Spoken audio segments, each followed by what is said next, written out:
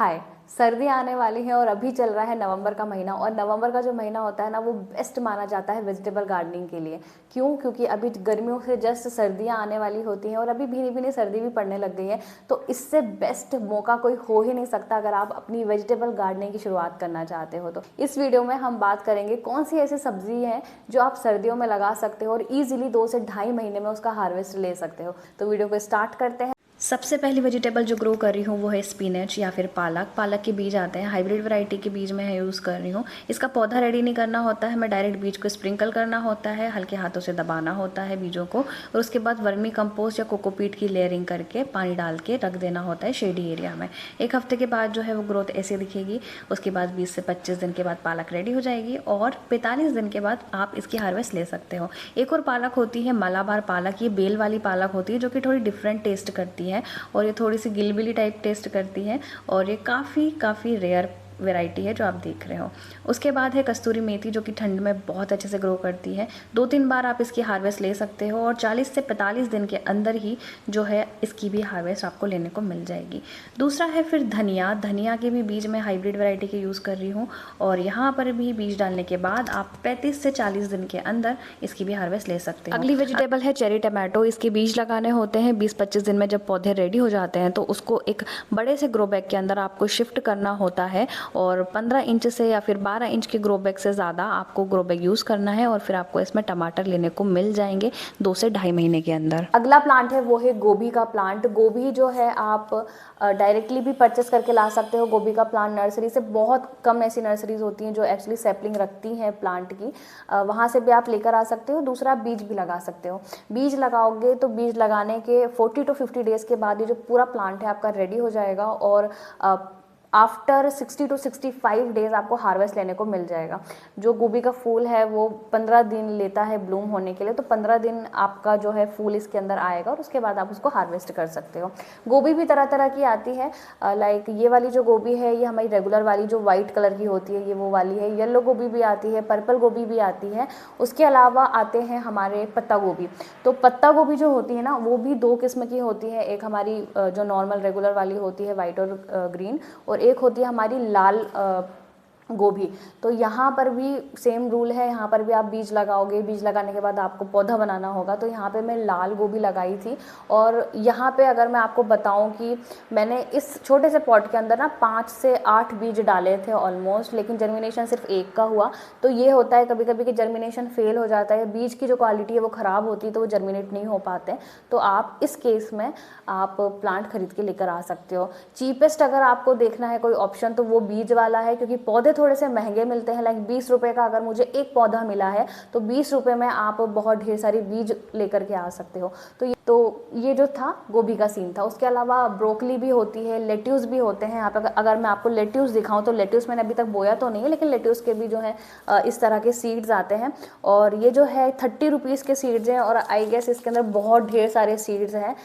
इसमें लिखा हुआ है तो नहीं है कितने सीड्स इसके अंदर आए हैं, लेकिन मैंने जो दूसरे बीज जो देखे हैं जो भी आए हैं मेरे पास, तो वो सब सफिशेंट थे। मतलब एक फैमिली के हिसाब से अगर 3 से 4 लोग रह रहे हैं तो उनके हिसाब से जो है एक पैकेट सफिशेंट है अगर आप लेट्यूस का परचेस करके लाते हो तो।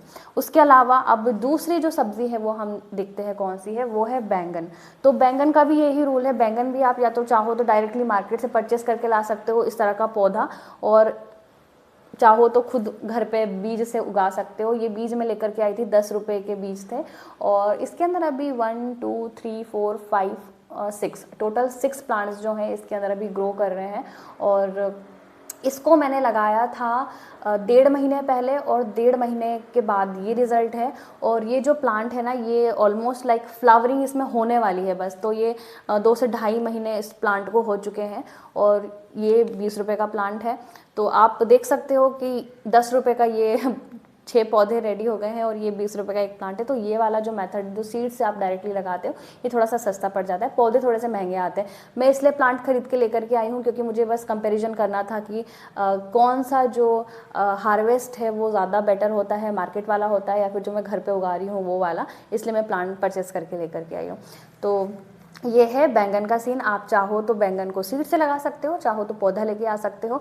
विद इन 65 टू 70 डेज़ के अंदर आपको हार्वेस्ट मिल जाएगा। तो इसको भी आप सर्दी में इजीली ग्रो कर सकते हो। समर्स में भी, जब समर्स स्टार्ट होने वाली होती हैं, गर्मियाँ स्टार्ट होने वाली होती है, तब भी आप जो है बैंगन की खेती कर सकते हो आराम से।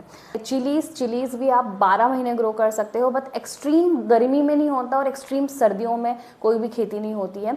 तो जस्ट सर्दियाँ स्टार्ट होने वाली हैं तो तब होता है, जस्ट गर्मियाँ जा रही होती हैं या जस्ट गर्मियाँ आने वाली होती हैं तब स्टार्ट होता है। तो यहाँ पे अगर मैं आपको बताऊँ तो बहुत ही रेयर, पहले तो मैं आपको एक वैरायटी बताने वाली हूँ जो चिली की है, और वो है ये ब्लैक अलापिनो। ये मैं 20 रुपीज़ का प्लांट लेकर के आई थी। ऐसे डब्बे में नहीं आया था, ये प्लास्टिक के अंदर आया था, जो हमारी रेगुलर ब्लैक कलर की पॉली बैग होता है उसके अंदर ये डब्बा रखा था, मैंने पेंट करके इसमें लगा दिया है। तो ये ब्लैक अलापिनो है और इसका जो हीट लेवल होता है वो मॉडरेट होता है, मतलब एकदम लो भी नहीं होता है तो एकदम हाई भी नहीं होता है। ये जो प्लांट है ये भी नॉर्मली जो हमारी 1 टू 1.5 फीट की जो हाइट जाती है ये भी उतना ही जाता है। केयर भी इसकी सेम होती है, 4 टू 6 आवर इसको सनलाइट चाहिए, डायरेक्ट सनलाइट चाहिए। और चिली प्लांट है तो आप इजीली इसको भी विंटर्स में ग्रो कर सकते हो। अब जितनी भी चिलीज़ होती है ना, सारी मतलब एक ही टाइप की होती हैं, आप हर सीज़न में चिलीज़ को ग्रो कर सकते हो। तो अगर आप ब्लैक अलापिनो ग्रो कर सकते हो तो आप ग्रीन अलापिनो भी ग्रो कर सकते हो। अगर मैं आपको ग्रीन अलापिनो दिखाऊं तो यहाँ पे ये भी मैं 20 रुपीज़ का प्लांट लेकर के आई थी। आप चाहो तो बीज से भी शुरुआत कर सकते हो। देखो, मिर्चियों की आप बीज से शुरुआत कर सकते हो, तो जो भी मिर्ची का आप बीज लगाओगे वैसी मिर्ची आपको मिलेगी। तो ये है ग्रीन अलापिनो, 20 रुपीज़ का लेकर आई थी, और इसको भी मैं पैकेट में लेकर आई थी और घर पे मैंने इसको एक 10 इंच के पॉट के अंदर रिपोर्ट किया है। और इसमें भी फ्लावरिंग होती है, फ्लावरिंग होने के बाद इसके अंदर मिर्चियाँ आती हैं। और इसकी जो केयर है वो भी बहुत सिंपल है। एक वेल ड्रेन्ड सॉइल बनाना है, 4 टू 6 आवर की सनलाइट इसको चाहिए, और वेरी लो मेंटेनेंस वाला प्लांट है। उसके अलावा एक चीज़ जो मैं आपको बहुत इंपॉर्टेंटली यहाँ पे दिखाना चाहती हूँ वो है हमारी जो रेगुलर चिलीज़ होती हैं उसका प्लांट। अब यहाँ पे बहुत सारे लोग क्या करते हैं ना, कि कुछ लोग तो मतलब पहले पौधा तैयार करते हैं और उसके बाद फिर उसको रिपोर्ट करते हैं, कुछ लोग डायरेक्टली मिट्टी के ऊपर स्प्रिंकल कर देते हैं। तो दोनों तरीका जो है यहाँ पे कारगर है मेरे लिए। तो मतलब मैंने बहुत मिर्चियाँ ग्रो करी हैं, बचपन से मैं मिर्ची को ग्रो करती आई हूँ। और ये चिली का जो प्लांट है ये मैंने 2 महीने पहले लगाया था और 3 प्लांट जो हैं इसके अंदर रेडी हो चुके हैं।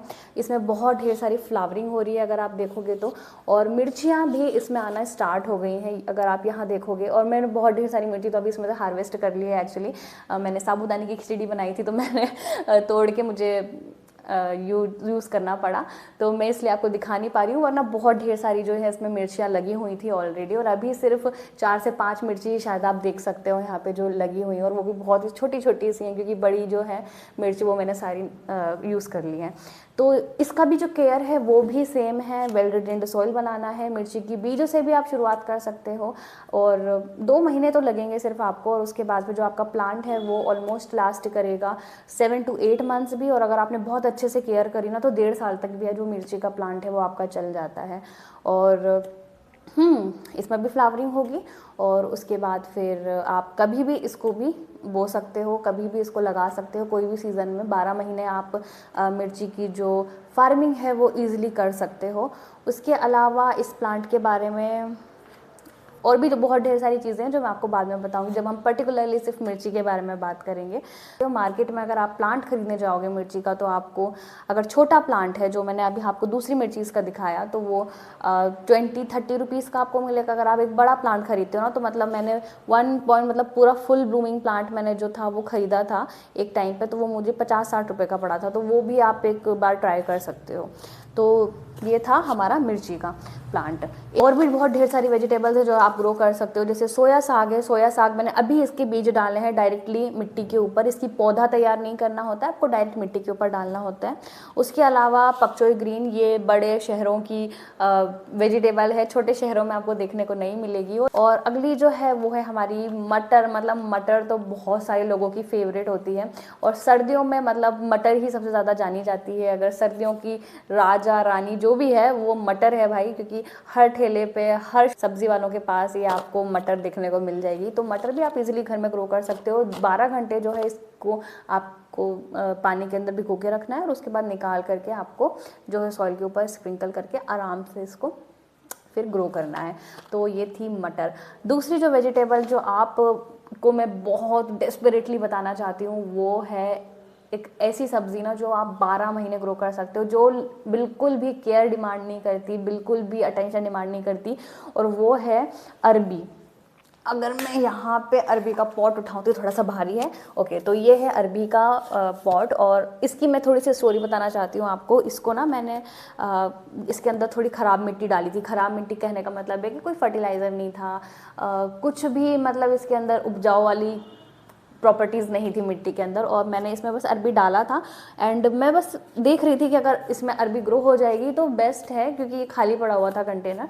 तो मैंने बस ऐसे 2 अरबी डाली थी, और अभी मैंने 2 दिन पहले नोटिस किया तो इसमें से जो एक अरबी का स्प्राउट है वो निकलना स्टार्ट हो गया। एक छोटा सा और था जो आ रहा था, वो अभी मिट्टी में इधर उधर कहीं दब गया है शायद, तो वो अभी दिख नहीं रहा है। तो ये सीन है अरबी का। अरबी भी आप चाहो तो 12 महीने ईजिली ग्रो कर सकते हो। ये कोई विंटर वेजिटेबल नहीं है, बट ये एक ऐसी वेजिटेबल है, वरदान है, जो 12 महीने आप ग्रो कर सकते हो। लेकिन और उसके अलावा आप लगा सकते हो लाल भाजी। लाल भाजी जो है मैंने बहुत ही छोटे से कंटेनर में लगाया है, लेकिन इतने छोटे से में नहीं लगाते हैं। मैं बस इसको भी पहली बार ग्रो करी थी, तो मैंने बस ऐसे ऊपर से स्प्रिंकल कर दिया था। एक बड़े से कंटेनर में लेकर के आपको ऐसे स्प्रिंकल करना होता है बीजों को, और ये भी आपको 55 to 60 डेज़ के अंदर हार्वेस्ट भाजी का आपको लेने को मिल जाएगा। और अभी मैं क्या करूँगी ना कि जैसे थोड़े से प्लांट्स और बड़े होंगे तो मैं इसको निकाल के एक बड़े से कंटेनर में अलग अलग शिफ्ट कर दूँगी। बट हाँ, ये आपको याद रखना है कि इतने छोटे से पॉट के अंदर भाजी नहीं लगती है। बड़े से पॉट के अंदर, बड़े से कंटेनर के अंदर आपको बीज डालना होंगे, क्योंकि ये जो है काफ़ी बड़ी होगी भाजी एक टाइम के बाद। तो ये था हमारी लाल भाजी। उसके अलावा आप जो सॉइल के अंदर जो वेजिटेबल ग्रो होती हैं उनको भी आप ट्राई कर सकते हो, अगर आपको करना हो तो। लाइक लहसुन हो गया, प्याज हो गया, आलू हो गया, रेडिशेस हो गए, कैरेट्स हो गए ना, ये सारी चीज़ें भी आप ट्राई कर सकते हो। हमारा चुकंदर बोलते हैं, चुकंदर भी आप लगा सकते हो, क्योंकि उसके पत्ते जो हैं उसको भी हम हार्वेस्ट करके यूज़ कर सकते हैं कुकिंग के अंदर। तो ये सारी वेजिटेबल्स जो हैं आप ईजिली अपने बालकनी में या फिर टेरेस पे आराम से ग्रो कर सकते हो। उसके अलावा हम जो क्रीपर वेजिटेबल्स की बात करें, जो कि बेल वाली सब्जी होती है, तो उसमें आप करेला लगा सकते हो, या फिर हम गिलकी जिसको बोलते हैं, वो भी आप इजीली अपने टेरेस गार्डन पे इस टाइम पे सर्दियों में ग्रो कर सकते हो। तो आज का जो वीडियो था वो इतना ही था। अगर आपको वीडियो पसंद आया है तो आपको पता है क्या क्या करना है। अगर आपको कुछ क्वेरी करनी है, कुछ डाउट है गार्डनिंग से रिलेटेड, तो आप डायरेक्टली इंस्टाग्राम पर अप्रोच कर सकते हो और मुझसे कनेक्ट हो सकते हो वहाँ पर। तो मैं आपके जितने भी डाउट्स हैं वहाँ पे सॉल्व करूँगी। और अगर आपको लगता है कि कुछ ऐसा टॉपिक है जिस पर मैं वीडियो बनाऊँ, तो आप मुझे डायरेक्टली यूट्यूब पे कमेंट कर सकते हो। इन फ्यूचर मैं उस पर ज़रूर वीडियो बनाऊँगी। और ये जो वीडियो था ना, ये स्पेशली उन लोगों के लिए था जिन्होंने मुझसे बोला था कि मैम आप प्लीज़ एक वीडियो बनाओ सीजनल गार्डनिंग के ऊपर। तो आज का जो वीडियो है स्पेशली उन लोगों के लिए, उन फॉलोअर्स के लिए डेडिकेटेड है जिन्होंने मुझसे रिक्वेस्ट करी थी। तो thank you so much for watching this video. हम मिलते हैं अगले वीडियो में, तब तक के लिए bye bye and happy gardening.